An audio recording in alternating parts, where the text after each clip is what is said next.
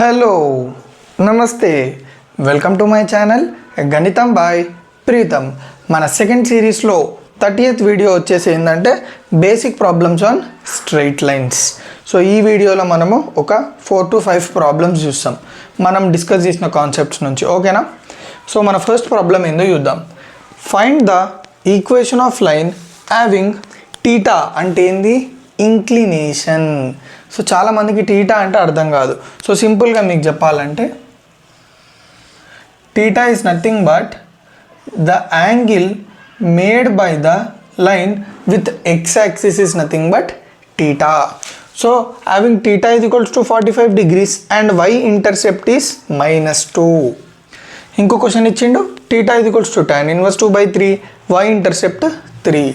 So first question theta 45, y intercept -2.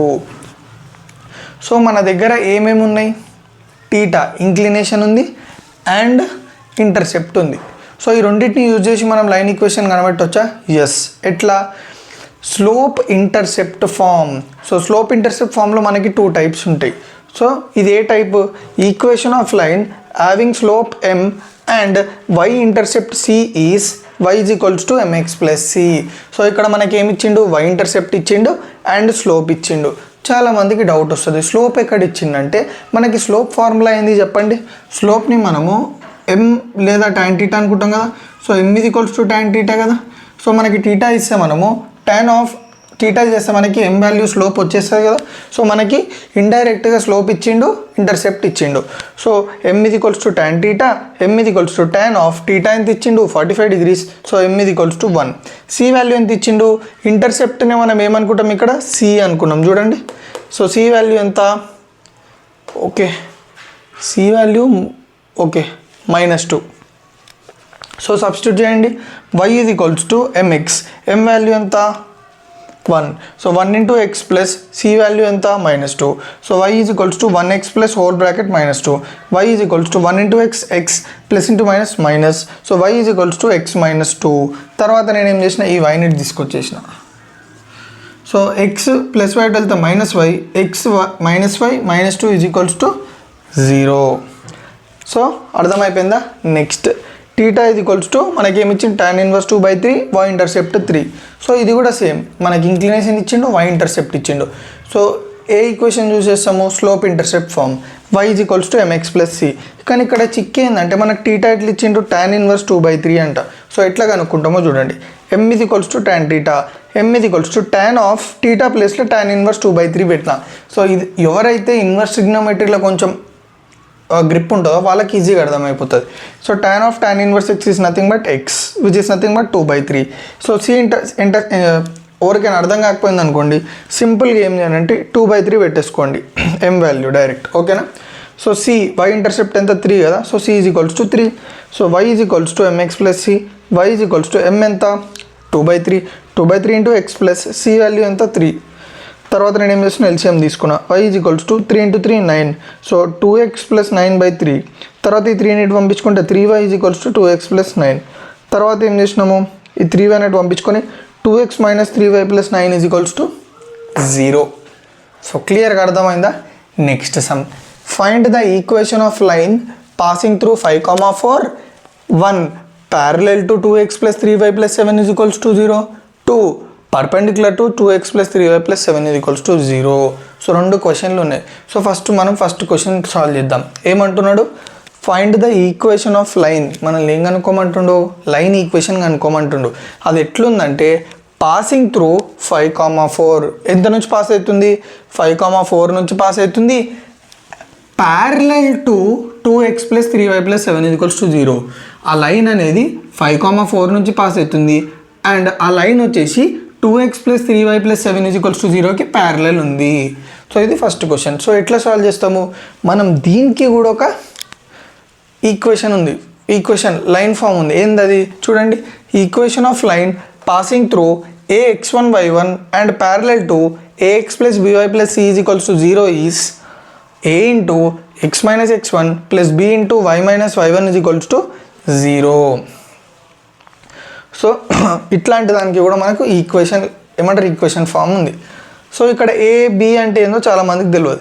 చూడండి, ఇక్కడ ఈ లైన్ ఈక్వేషన్ ఉందా, ఈ లైన్ ఈక్వేషన్లో x కోఎఫిషియంట్ ఏ, y కోఎఫిషియంట్ b, పాయింట్ వచ్చేసి ఏంటి 5,4.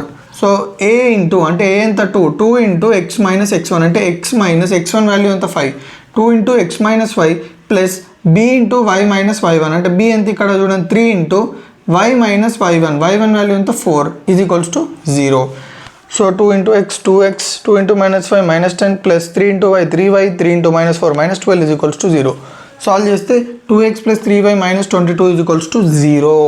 సో మీకు దీన్ని బట్టి ఏమర్థమైంది, మనము ఎప్పుడైతే లైన్ ఫామ్స్ తోటి అంటే different line equations line forms తోటి మనము సాలిడ్గా మన రివిజన్ గట్టి ఉంది, మనకు అన్ని లైన్ ఫామ్స్ తెలిస్తే సమ్స్ సుత్తిగా అయిపోతాయి. ఓకేనా. So equation of line passing through x1 y1 and perpendicular to ax plus by plus c is equals to 0 is b into x minus x1 minus a into okay. Sorry. Second question ఏంది, find the equation of line passing through 5,4 perpendicular to 2x plus 3y plus 7 is equals to 0. మనల్ని ఒక లైన్కి equation అనుకోమంటుండు. ఆ line ఎట్లుందంటే 5,4 నుంచి pass అవుతుంది, pass అయిందా, and ఈ 2x plus 3y plus 7కి పర్పెండిక్యులర్ ఉంది. సో దీనికి కూడా మనకు ఒక ఈక్వేషన్ ఉంది. So equation of line passing through x1 y1 and perpendicular to ax plus by plus c is equals to 0 is b into x minus x1 minus a into y minus y1 is equals to 0. So 2x plus 3y plus 7 is equals to 0. Point వచ్చేసి a 5,4. So ఇక్కడ మీకు అర్థం కావాలని చెప్పి a2 b3 రాసుకున్నా. So ఇప్పుడు ఈక్వేషన్లో పెట్టండి. b అంటే ఎంత 3 ఇంటూ x మైనస్ x1 అంటే 3 ఇంటూ x మైనస్ x1 ఎంత 5 minus b into y minus y1 b ఎంత సారీ a ఎంత 2 a into y minus y1 అంటే y మైనస్ y1 ఎంత 4 ఇది equals to 0. So 3 into x 3 into minus 5 minus 15 minus 2 into y minus 2y minus into minus plus 2 into 4 8 is equals to 0. 3x minus 2y minus 15 plus 8 అంటే minus 7 is equals to 0. So క్లియర్గా అర్థమైందా ఎక్కడి వరకు. So ఇప్పుడు మన third problem వచ్చేసిందో, third problem question ఏందో డీటెయిల్గా చూద్దాం. Find the sum of squares of intercepts of line 4x minus 3y is equals to 12 on coordinate axis. ఏమంటుండో, ఈ లైన్ యొక్క ఇంటర్సెప్ట్స్ని స్క్వేర్ చేసి యాడ్ చేస్తే ఎంత అని కనుక్కోమంటుండు. చూడండి, some of square of intercepts అంటే ఏంది, సమ్ అంటే అడిషన్, స్క్వేర్స్ ఆఫ్ ఇంటర్సెప్ట్స్ అంటే ఏంది, ఆ ఇంటర్సెప్ట్స్ని స్క్వేర్ చేసి యాడ్ చేయాలి అని అంటుండు. ఆ స్క్వేర్ చేసి యాడ్ చేసిన తర్వాత వాల్యూ ఎంత వస్తుంది కనుక్కోమంటుండు మనల్ని. ఓకే, దేనికి ఇంటర్సెప్ట్స్ అంటుండు, 4x minus 3y is equals to 12 on coordinate axis. అయితే మనకు ఫస్ట్ వచ్చే డౌట్ ఏంటంటే, ఇది వచ్చేసి జనరల్ ఈక్వేషన్ అంటే ఏంది, ax plus by plus c is equals to 0 కదా. మళ్ళీ మనల్ని ఇంటర్సెప్ట్స్ గురించి ఎందుకు అడుగుతుండు, వాటికి ఇంటర్సెప్ట్స్ ఉంటాయా అంటే ఎస్, మనము ఒక ఫార్ములా చూసినాం. ఏందది, మనము ax plus by plus c is equals to 0ని మనము ఇంటర్సెప్ట్ ఫామ్ లెక్క కన్వర్ట్ చేసుకున్నాం. అట్లా కన్వర్ట్ చేసుకుంటే అది ఎట్లొచ్చింది చూడండి, ax plus by plus c is equals to 0 in the intercept form is పెట్టుకో x by minus c by a plus y by minus c by b is equals to 1. అంటే నేను ఏం చేసిన, ఈ పర్టికులర్ జనరల్ ఈక్వేషన్ని intercept form లెక్క రాసుకుంటే నాకు ఇది వచ్చింది. అది నేను ఆల్రెడీ నా ప్రీవియస్ వీడియోస్లో డీటెయిల్గా డిస్కస్ చేసిన. ఒకవేళ ఎవరికైనా డౌట్ ఉంది, సార్ ఇందులో నుంచి ఇది మనకి ఎట్లా వచ్చింది, ఎట్లా కన్వర్ట్ చేసుకున్నామంటే నా వీడియో చూడడానికి మీకు అర్థమైపోతుంది. సో ఇప్పుడు దీన్ని నేను ఇట్లా కన్వర్ట్ చేసుకున్నా. ఓకే, సో ఇప్పుడు మనము ఈ 4x మైనస్ 3y ఈ 12 ఇటు సైడ్ తీసుకొచ్చిన 4x minus 3y minus 12 equals to 0ని కూడా ఇంటర్సెప్ట్ ఫామ్లో రాద్దాం. ఎట్లా రాస్తాం చూడండి, దీని లెక్క కన్వర్ట్ చేసి ఇట్లా వచ్చిందా, సో దీన్ని బేస్ చేసుకొని మనం రాద్దాం. x by minus c by a. Okay, ఇక్కడ సి ఏంది, ఏ ఏంది, బి ఏందో తెలియదు. చూడండి, ఏ అంటే ఎక్స్ కోఎఫిషియంట్ ఎంత ఉంది 4, బి అంటే వై కోఎఫిషియంట్ ఎంత ఉంది -3, సి అంటే కాన్స్టెంట్ ఎంత ఉంది -12. సో ఇప్పుడు రాసుకోండి, x by minus c by a. So minus c by అంటే మైనస్ ఆఫ్ -12 బై ఏ ఎంత ఉంది 4 plus y by -c/b. So minus of -12/b ఎంత -3 = 1. సో ఇప్పుడు దీన్ని బట్టి మీకు ఏమర్థమైంది, ఈ లైన్ని నేను ఇట్లా రాసుకోవచ్చు. ఇట్లా రాసుకున్నప్పుడు మీరు ఇది ఇంటర్సెప్ట్ ఫామ్ కదా, ఇంటర్సెప్ట్ ఫామ్ అంటే ఇప్పుడు నేను లైన్ గీసుకుంటున్నా గ్రాఫికల్గా. చూడండి, ఇది వచ్చేసి x/-c/a + y/-c/b = 1. అంటే ఇప్పుడు x ఇంటర్సెప్ట్ ఎంత -c/a కదా, పాయింట్ ఏముంటుంది -c/a, 0. సిమిలర్గా y ఇంటర్సెప్ట్ ఎంత -c/b, పాయింట్ ఎంత ఉంటుంది 0, -c/b. ఒకవేళ మీకు ఇంటర్సెప్ట్ అంటే ఏంది మళ్ళీ అదంతా మీకు డౌట్ ఉంటే ప్రీవియస్ వీడియోకి వెళ్ళండి, క్లియర్గా అర్థమైపోతుంది. సో ఇప్పుడు ఎక్స్ ఇంటర్సెప్ట్ ఎంత వచ్చింది మనకి, ఎక్స్ ఇంటర్సెప్ట్ ఏంది, ఇక్కడ x/a ఏముంటే అదే ఎక్స్ ఇంటర్సెప్ట్. చూడండి -c/a is nothing but x intercept. So -12/4, 4 1s are 4 3s are 3. y intercept ఎంత సాల్వ్ చేయండి, ఇది 4 వచ్చింది. ఇప్పుడు మనం ఏం కనుక్కోమన్నాడు, sum of squares of intercepts. So sum of squares of intercepts అంటే x intercept whole square plus y intercept whole square. So x intercept ఎంత 3 ప్లస్ y ఇంటర్సెప్ట్ ఎంత -4 హోల్ స్క్వేర్ = 2. 3 స్క్వేర్ అంటే 9, 4 స్క్వేర్ అంటే 16. 9 + 16 ఈజ్ నథింగ్ బట్ 25. సో క్లియర్గా అర్థమైందా. Next, if the area of triangle formed by the line x = 0, y = 0, 3x + 4y = a, 6 square units find a. ఏమంటుండో, ఒకవేళ ఈ 3 lines వల్ల form అయ్యే triangle area వచ్చేసి 6 square units అయితే, అంటే ఏ 3 lines x = 0, y = 0, 3x + 4y = a, ఈ 3 lines వల్ల form అయ్యే ట్రయాంగిల్ ఏరియా వచ్చేసి 6 స్క్వేర్ యూనిట్స్ అయితే మనల్ని ఏం కనుక్కోమంటుండు, ఈ ఏ కనుక్కోమంటుండు. సో ఇప్పుడు మీరు కొంచెం ఆన్సర్ చూసినాక డౌట్ వస్తుంది. చూడండి, నేను ఏం చేసిన, కోఆర్డినేట్ యాక్సిస్ గీసుకొని వాటిని ఏమనుకున్నా, దీన్ని y = 0 అనుకున్నా, అంటే x యాక్సిస్ని y = 0 ఈక్వేషన్ అనుకున్నా, y యాక్సిస్ని x = 0 అనుకుంటున్నా, ఈ లైన్ని 3x + 4y = a అనుకుంటున్నా. సార్ అక్కడ మనకి ఇచ్చింది x = 0, y = 0 లైన్ ఈక్వేషన్స్, కానీ మీరేమో వీటిని y = 0 x యాక్సిస్ అనుకుంటారు, x = 0 y యాక్సిస్ అనుకుంటారు. ఎట్లా అంటే వెయిట్, దానికోసం మీకు ఎక్స్ప్లెయిన్ చేయడానికి ఒక చిన్న డయాగ్రామ్ తీసుకున్నాను. చూడండి, ఇది x యాక్సిస్, y యాక్సిస్. నేను y యాక్సిస్ మీద నెంబర్స్ రాసుకుని x యాక్సిస్ మీద నెంబర్స్ రాసుకున్నాను. చూడండి, ఇప్పుడు ఈ పాయింట్ వాల్యూ ఎంత 0,1 కదా, ఈ పాయింట్ వాల్యూ 0,2, ఈ పాయింట్ వాల్యూ 0,3, ఈ పాయింట్ వాల్యూ 0,4.